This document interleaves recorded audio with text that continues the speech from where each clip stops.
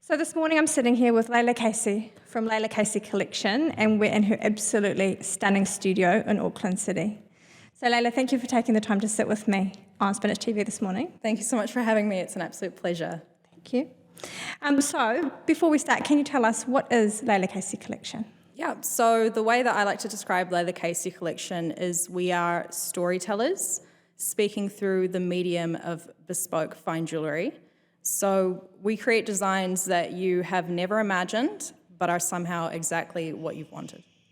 And I'd have to agree, because I've been following you across social media for some time, admiring some of the absolutely stunning pieces that you've put out. So how did you come up with such a niche?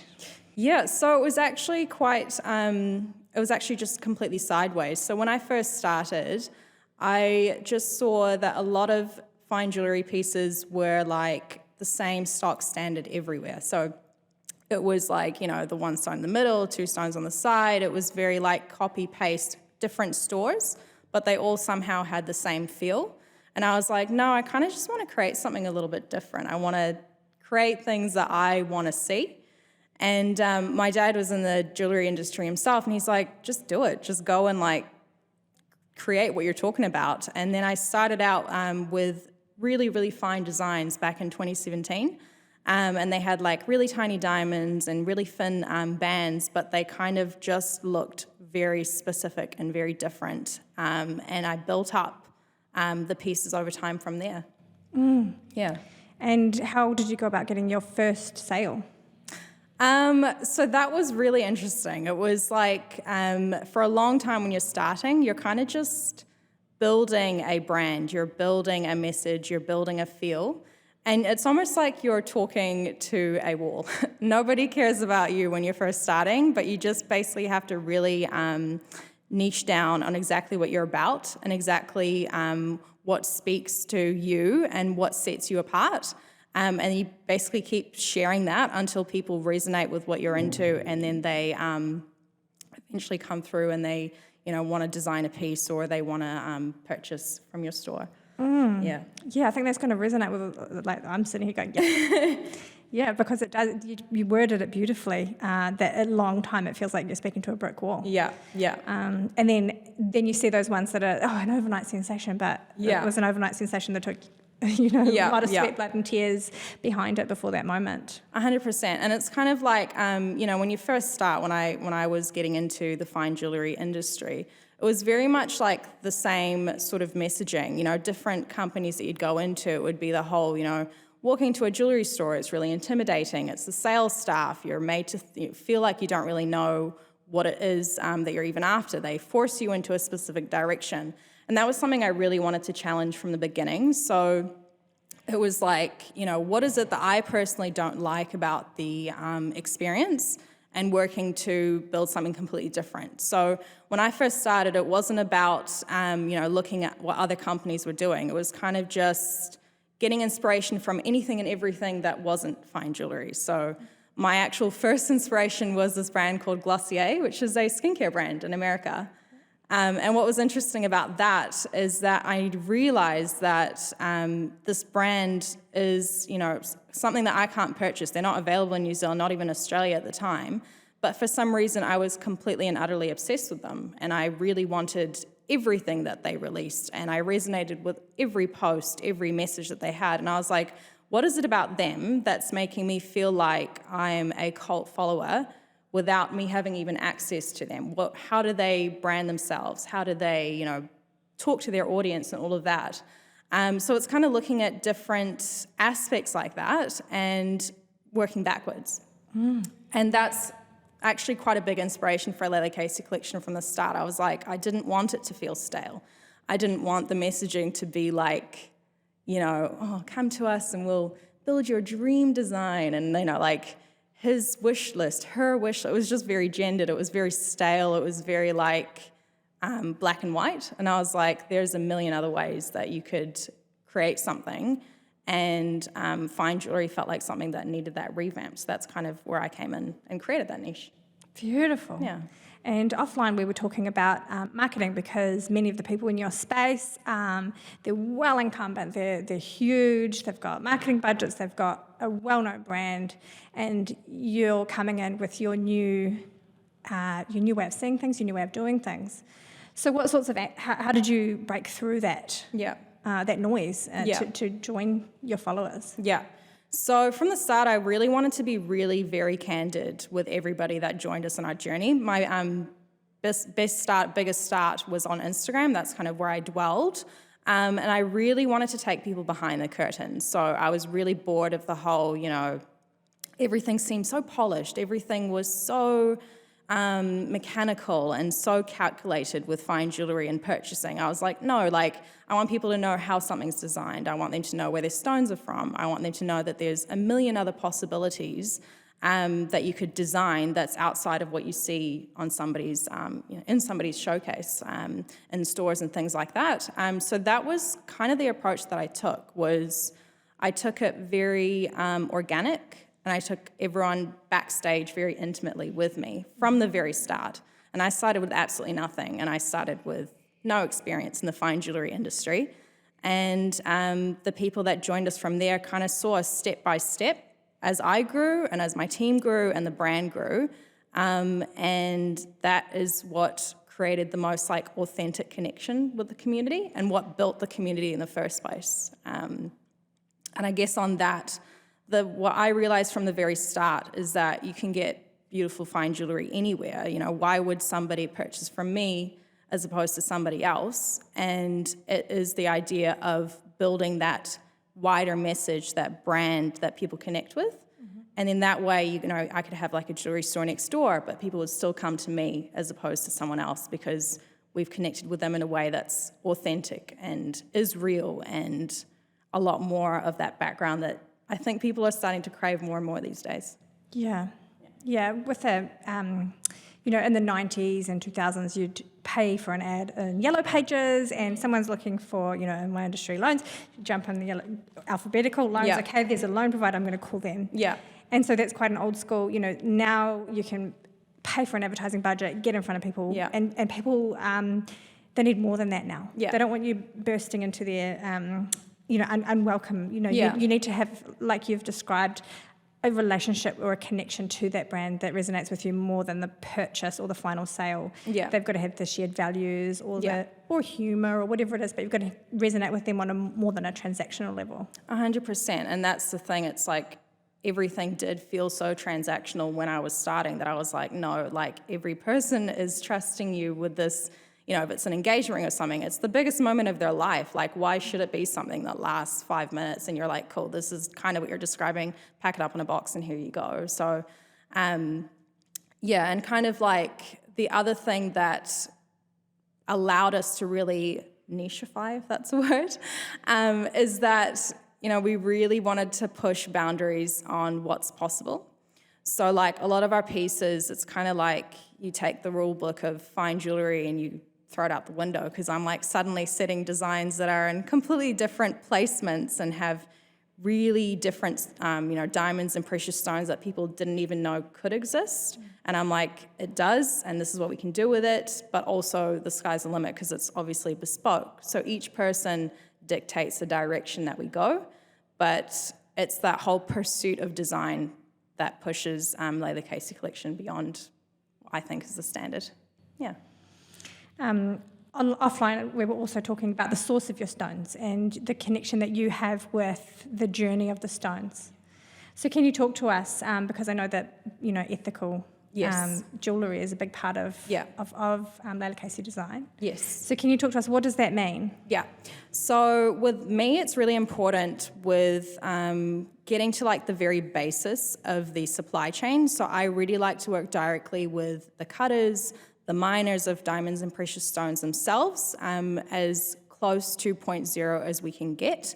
And that's kind of fits into our whole custom cutting and custom design. So because we have such unique stones, a lot of the times we have to get them custom cut specifically for Layla Kaisi collection. So we're literally working with the people that mine the roughs out of the ground, like when it comes to sapphires and things like that. And then the next stage, we work with the cutters that cut it into the unusual shapes that we ask for. Similarly with diamonds, with our custom cut diamonds and things like that, we have to work directly with the cutters. And it's just taking out like 50 middlemen that would have otherwise been the standard of what other fine jewellery brands work through. So yeah, it kind of allows us to bring that basis of ethics because we're so aware of who we're working with at each stage. Mm-hmm. Yeah. So you've been in business for quite a number of years now. Was it 6? Almost 6 years, yeah. Almost 6 years. So what are some of your insights into building a successful brand and business? Yeah, so I've been pondering this quite a bit, and I've come to realize that the fastest route to success is actually indirect.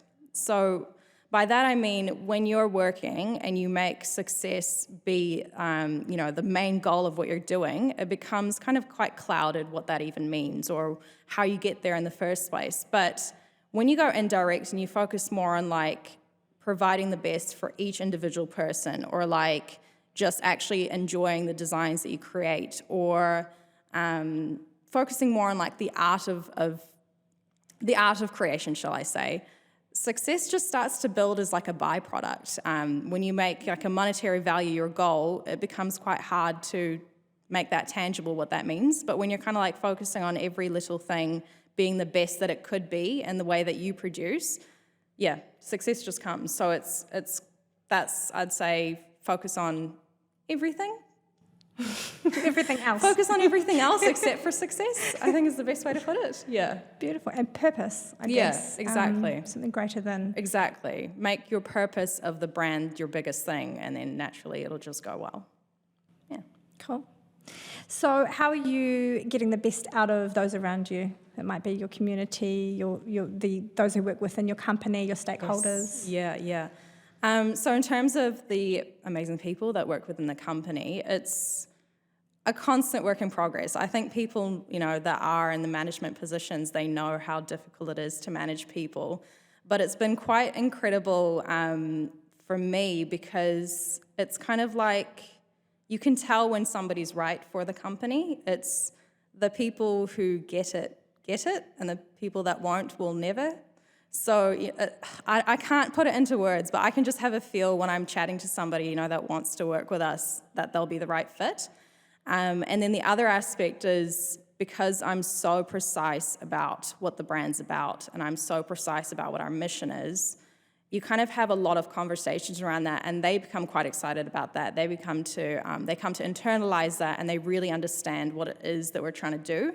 So it becomes their passion as well as mine. And if you can bring the people that you work with on board, then it's a seamless thing.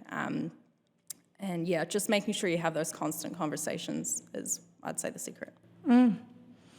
And how about yourself? I can hear there's a high expectation on yourself with regard to your performance and your standards. So what are you doing to look after yourself so you can bring those standards? Yeah. So that's very a time because I think anyone can attest to when you're working at a certain level, burnout is like almost inevitable. But I think over the past year especially, my biggest thing has been making sure I've got other things besides my work that point to who I am as a person. Because for a long time, I was my work was me, and that was like my be-all and end-all. It's everything that I spent my time on.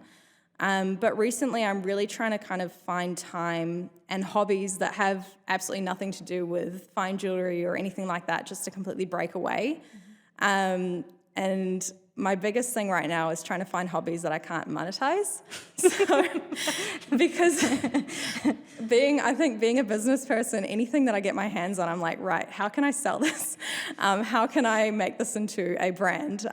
So anything that is quite, makes me slow down and is quite detached from my work life is what I'm into. So I've really been getting into planting flowers, to be honest, like growing them from seed has been something that's been very, very wholesome. I have been getting into meditation and all of that. There's like Joe Dispenza, I believe, and Manifestation Babe podcast. It's all about, meditation, manifestation, and kind of just looking at yourself as an individual outside of your work. And that's kind of been something that I've been diving into quite heavily this year.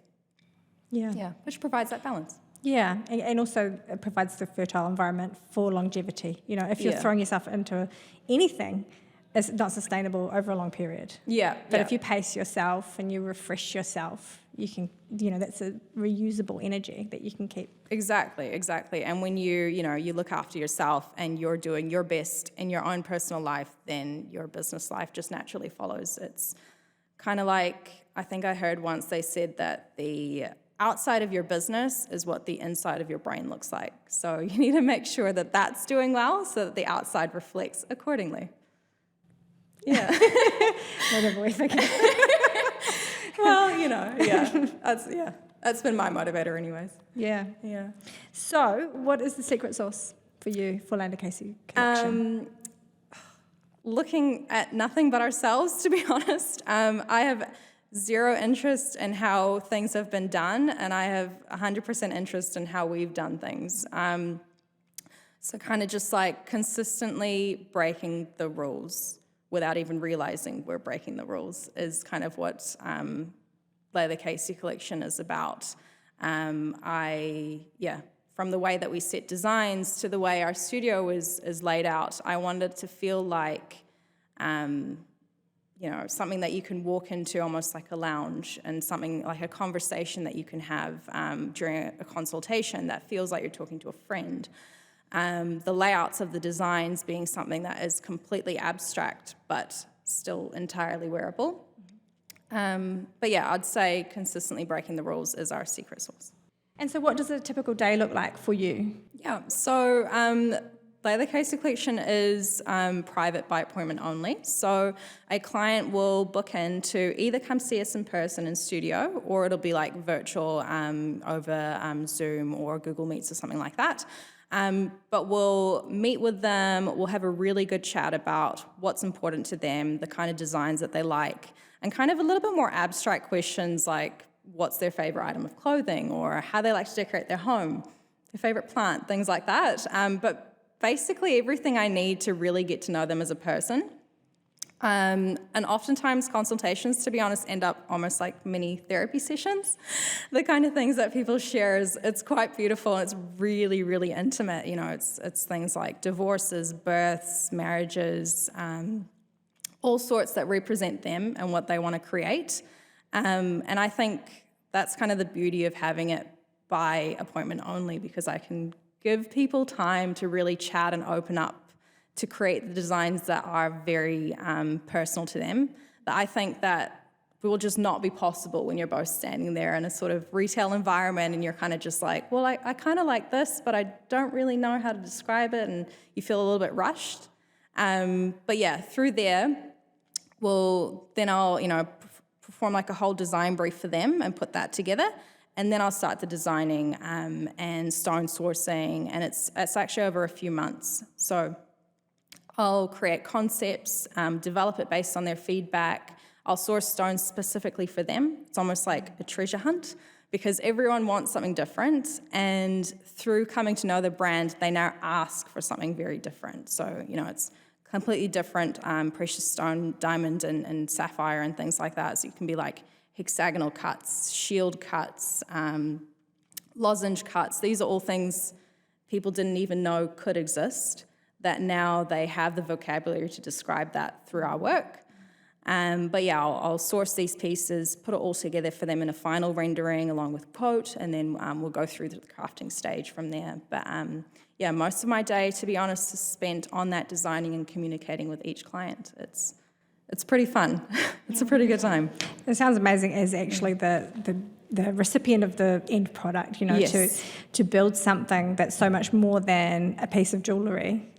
You've described it already in the way you allude to retail stores where you walk in and you go, that's pretty close to what, that'll do, and then the salesperson obviously has KPIs and lunch break coming, and have you decided, is that the one? You can do Afterpay, you can take it now, rather than is this what you actually really wanted? What you really Does want and it what say really what you reflects you. want? Yeah, exactly. And that's the thing. It's like when somebody comes to design with us, oftentimes it's the first time they've ever considered designing anything. So they have no idea, what the process is and things like that. And I'm very conscious that a lot of people won't have the vocabulary or won't know exactly what it is that they're after. So it's my job to make it easy for them. And that's kind of what, that's where we dwell. It's almost like holding your hand through the entire process, but making you the center of it at the same time. It's not taking over, it's working side by side. We're co-designing with each person.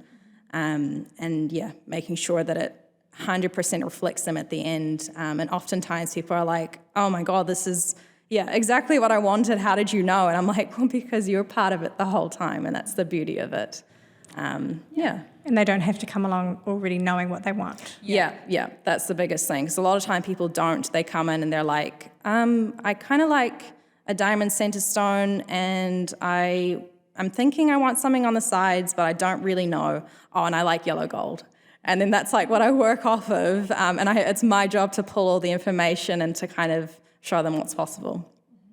Amazing. And where to from here for Layla Kaisi Design? Everything.